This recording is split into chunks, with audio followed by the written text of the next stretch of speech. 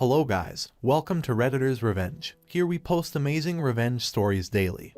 And if you want more content like this, please do subscribe to the channel and stay tuned with us.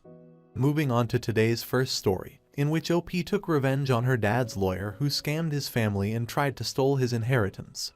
So he finished all of them one by one. Now story. I 18 never thought of myself as a bad guy. But life is unfair sometimes and it forces you to do stuff to get what you deserve. My dad was a rich and successful businessman, but he was far from a good father. Dad immigrated to the United States from Venezuela when he was young and made his business and fortune there. However, he was already married and had kids when he immigrated alone. He left his wife and kids in Venezuela to work in the US and support them from there. However, it seemed like he just left them for worse. He wasn't around and barely visited. And they didn't want to go live in the US. He used to tell us stories about how he wanted his kids with him, but their mom wouldn't let him take them. Apparently, they had a lot of issues between them and were even about to be divorced several times. Anyway, Dad still supported them in a major way. He would send them a ton of money and it made them have a good life in Venezuela, maybe even better than what they would have had in America. Still, the more money he sent them, the further and further he got. Eventually, he even stopped visiting and spent years without seeing his kids. His son and daughter grew up without him, but he still never shut up about them and just blamed their mother all the time. With Dad living alone, he needed someone to be there with him. This is when he met my mom, who was also from Venezuela, and was visiting the US. They hit it off and got married very quickly, and then I arrived just a year later.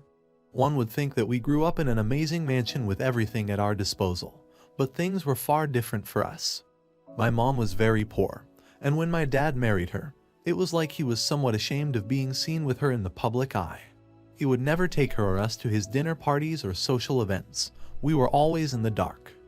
We didn't live in a fancy house. Mom and Dad had a lot of issues, always arguing, and he always made her remember where she came from, even if he forgot where he came from. I grew up in a very toxic household. A lot of the time, Dad wouldn't even be there, since he was off on his business trips or staying in his own fancy penthouse alone or with friends and leaving us to rot in our tiny apartment. The older I got, the more I started to resent him. Even more than him, I resented his other family and his other son. Even though they didn't live with him in America, they got everything they could ever need: money, family, love, a good house, everything. About a year ago, Mom and Dad got divorced and it made things so much worse. He promised that he would still support us. But things changed drastically.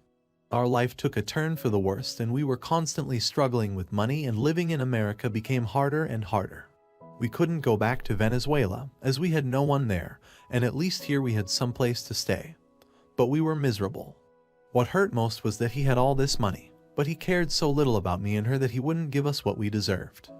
I knew that he never liked me that much and I was nothing compared to his perfect first son, but I needed to get what I deserved. For a whole year I resented him, wishing that he would die, and a week ago he finally did. We got word from his lawyer that he had passed away on some weekend getaway in Hawaii. Even though the news would devastate anyone, I was absolutely glad and couldn't be happier. I wanted him gone for so long. And now I was sure I would get my inheritance and me and my mom can finally have the life we wanted and should have gotten. My mom seemed upset, and I understood that maybe she was still sad from old feelings for him, but the toxicity of their marriage was too much. She always thought he would one day see us as his real, current family and would do more, but I never shared that optimism. A day after the funeral, I met with Dad's lawyer at his house. I hated being in that big, fancy penthouse so bad. Everything screamed, "Look at how rich I am," for no reason. I sat down with the lawyer and he seemed very off. He left me sitting there for an hour, and when he came back, he went on about all this nonsense about Dad's issues and his other family and all of that. I was just waiting for him to tell me what I needed until he didn't. After he was done with his filibustering, he told me that in his will, Dad only left a car and some money that would barely last us a few months. My world seemed like it was over, and I felt more rage than I ever have before. At that one moment, I hated him more than ever. I asked the lawyer where all the money was going, and he refused to tell me. I just knew that it was all going to his other family and his other son. There was nowhere else it could go. I felt a sudden urge to scream and have my revenge on both my dad, the lawyers, and my half-brother. I intended to get what I deserved, I just had to figure out how. The next day, I went to another lawyer of Dad's, who was always nicer to us than the others. I tried to convince him to tell me where all of Dad's money was going, but he wouldn't budge. I took my time, but I eventually kept trying to play mind games. I asked him what he would do now that Dad is gone, and he told me that he would have to find another client. When I asked him if he was getting any of Dad's money, he didn't answer, but he looked very off. I knew Dad was never that good with his lawyers, so I kept pressuring him to tell me where the money was going. I told the lawyer that if he showed me Dad's will, I would make sure that he would get a massive cut of the money. I even promised him 40% of whatever I would get, but he kept telling me that the will is going to court, and that there is nothing we could do to change anything. I asked him to tell me exactly what the will says, but he just gave me some advice. He told me if I wanted to know more, I should try to get in touch with my brother and his mom, and I would find out what I needed to know. I was angry at the mysterious vibes I was getting, but both lawyers looked disappointed and scared. Later that day, I went back to my mom and told her everything that had happened. For some reason, it seemed as if she didn't care that much about the money. I told her that we are owed a ton of his money and that I would do anything to get it for me and her.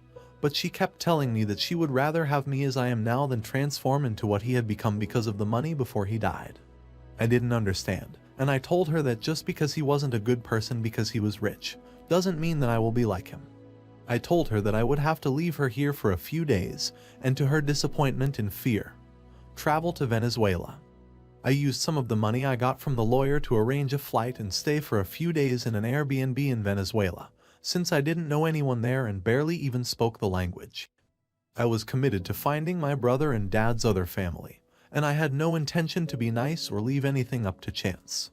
I was going to do whatever I needed to get what they have, what I deserve.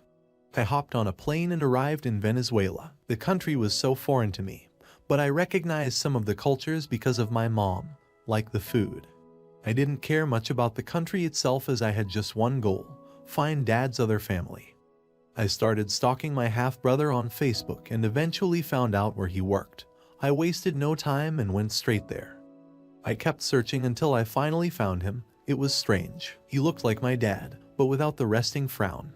I went inside the office where he worked and asked for him to meet me outside. He didn't know who I was, and I wasn't sure if he even knew he had a half-brother. I wanted to gain his sympathy, so I told him I was his brother and that his dad had another wife.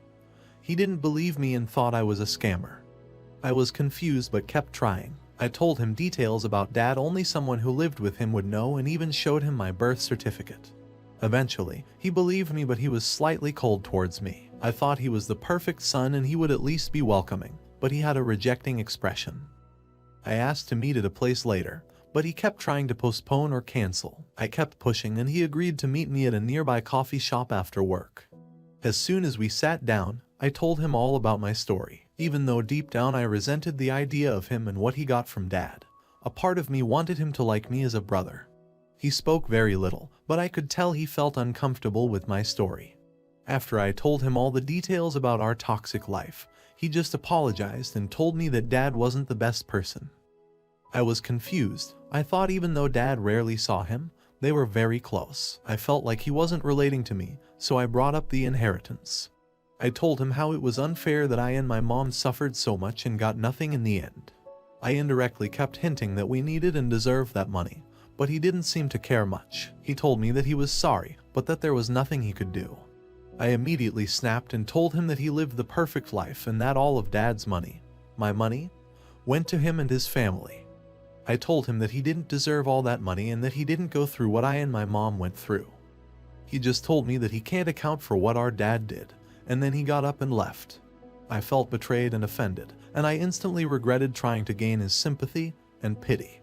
I knew that I had to get what Dad owed us by force, even if it meant taking away what my brother had.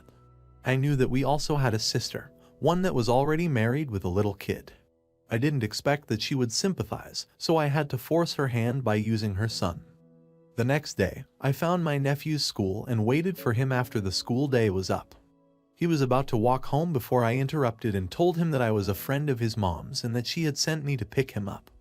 He believed me, and I took him to a restaurant nearby for some ice cream and immediately called my sister. I told her everything on the phone, and that I had her son with me. She started screaming and shouting and threatening me. I told her that all I want was my share of the inheritance, and that she could have her son afterward. I got a call on my phone from our brother later. He was shouting and yelling and telling me that he would beat me up when he finds me. I told him that all I wanted was the money. He agreed to meet me later to give me the money and take the kid. But I told him if he didn't come alone or if there were any police, it wouldn't end well. Around that time, my mother called me. She seemed so hopeful and asked me what I had done.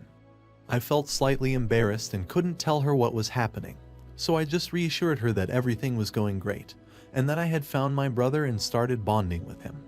She seemed so glad. It was the first time I ever heard her so happy in a long time. She wished me luck and hung up. I got another call from Dad's first lawyer back in America. He told me that traveling to Venezuela was a big mistake and that there is nothing I would find there. His voice was very worried, so I knew something was up. I told him that I knew what I was doing, which only made him angrier. Still, I asked him what would happen if either I or my brother died, and he just called me insane and hung up. After a few hours, I heard a knock on the door. I took out a gun and opened the door. I was willing to kill him if it meant getting my money. My brother came in with a big suitcase. I instantly assumed it was the money and opened the door. And he instantly grabbed our nephew and took him out. He came back in and sat down on the bed as I was opening the suitcase.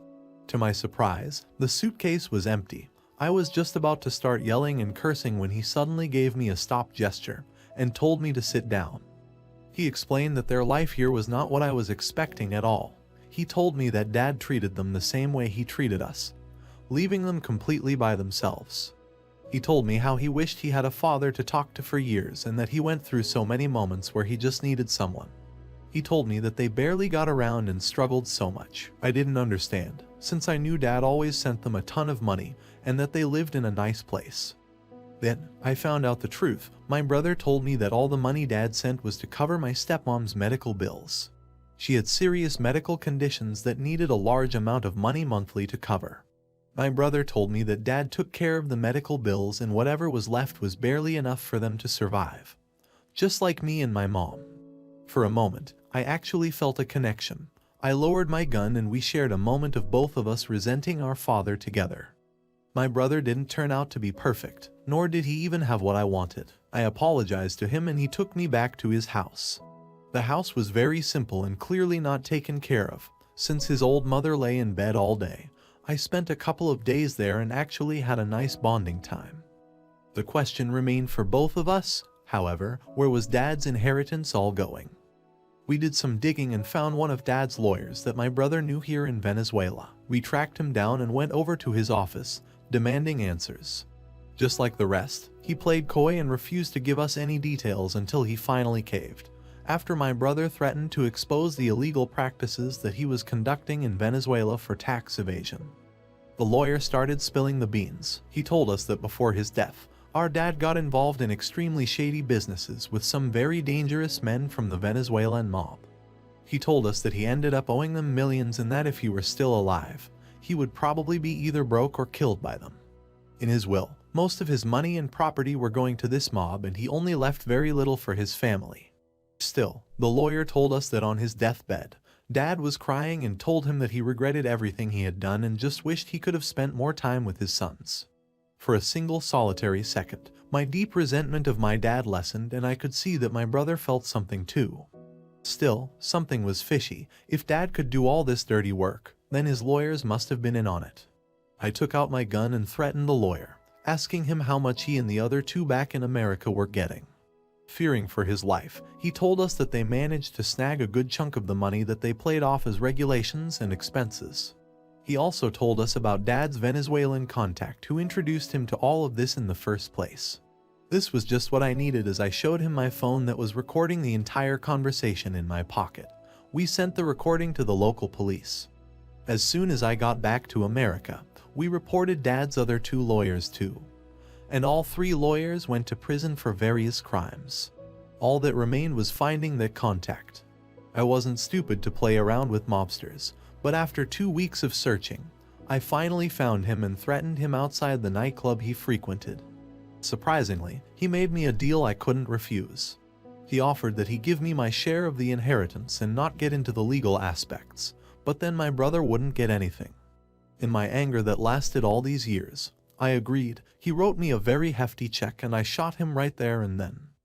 Now, here is the end of our today's first story. I hope you enjoyed it. Guys, let me know what's your opinion about the story in the comments section. And before moving to the next story, please hit the like button and do subscribe to the channel to stay tuned with us for more awesome stories. Now, moving to our second story, about how to subtly deal with higher ranking holes in the military. Now story. It was back in my Navy days. Back in the Navy, I was in the aviation department, attached to a carrier, and there was this one guy in another shop. A first-class petty officer, so untouchable by someone like me in the lower ranks. Now, I could very well have risen higher in rank as I never partied, never did anything troubling things. I am, and almost always will be a fairly polite and well-behaved man. But unfortunately in this command, you need DSLs to get rank. You military folks should know what those are, but as polite as I am, I hate sucking up to people I find petty.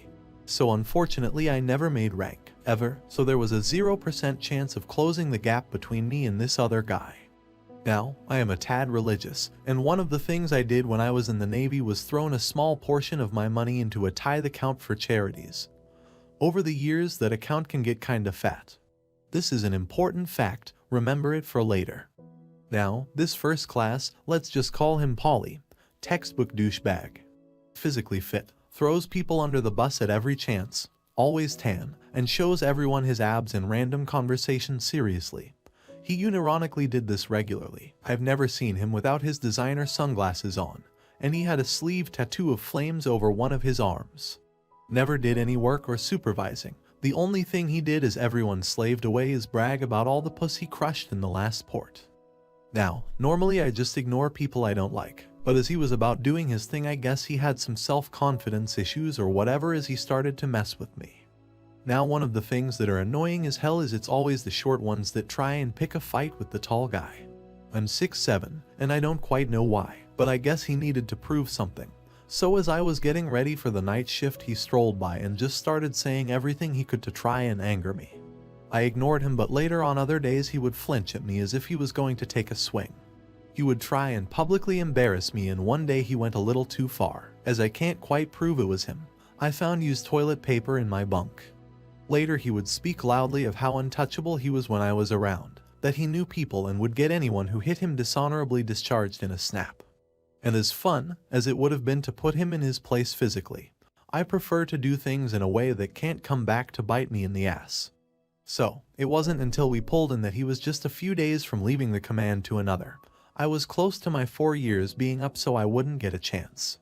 Then this event started. Now, the funny thing about tithe money is you have to give it to religious causes or to help someone other than yourself, and our command had an interesting fundraiser. You could donate money to an orphan's Christmas party or something like that, but the amount of money donated would go towards a name. And the top 20 names, no matter their rank or position, would work the galley for the weekend. Now, this is a lot worse than you think. Sure, cleaning dishes kinda sucks, but he had such extreme pride and an ego a mile wide. But not only that, everyone else that the whole ship hates is also working with him.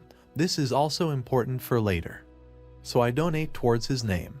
Now the day comes to count up the names and money. They announce the names, how many people voted, and how much money was made. Third place was some chief in airframes. He had about 12 people who collectively put $200 on him. Second place was the third class from the reactor. Over 20 people donated against him, getting around $500. Now, first place, Petty Officer Polly, one donor, $2,000. I was going to put all that money into a worthy charity just like it, but this was good. The children got a good Christmas party, and the most stuck-up, prideful, untouchable petty officer in the Navy got recognized as the most hated petty officer on the ship. And I lost nothing.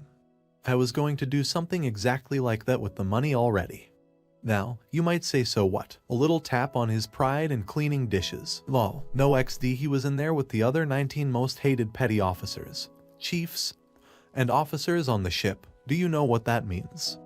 Every single tray on a ship with 5,000 sailors was filled to the brim with either the most disgusting or the most difficult shit possible. Usually just filled, smothered, and encrusted with peanut butter, which had to be cleaned off by hand before being put into the dishwasher. Now the fun part is they didn't tell us, the higher you were on the list, the less desirable position you got. So when I turned in my peanut butter covered tray, which a friend of mine generously puked onto for good measure, I got to smile at Petty Officer Polly elbows deep in the sink with the broken garbage disposal, scraping the shit off everyone's plates. With the shitty setup he had, he marinated in that at 100% humidity for 16 hours a day over the weekend. And I might add that many of us decided we needed seconds on breakfast, lunch, and dinner, sometimes thirds, mostly for peanut butter and whatever my friends would be willing to vomit up onto my plate.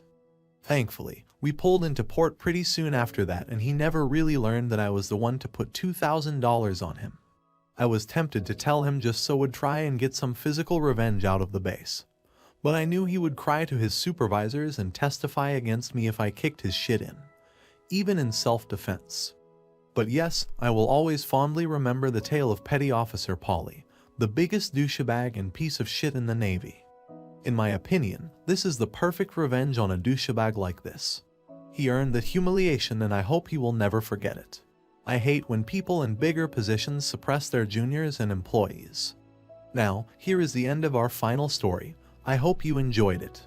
Guys, let me know your experience with such people or the opinion about the story in the comments section.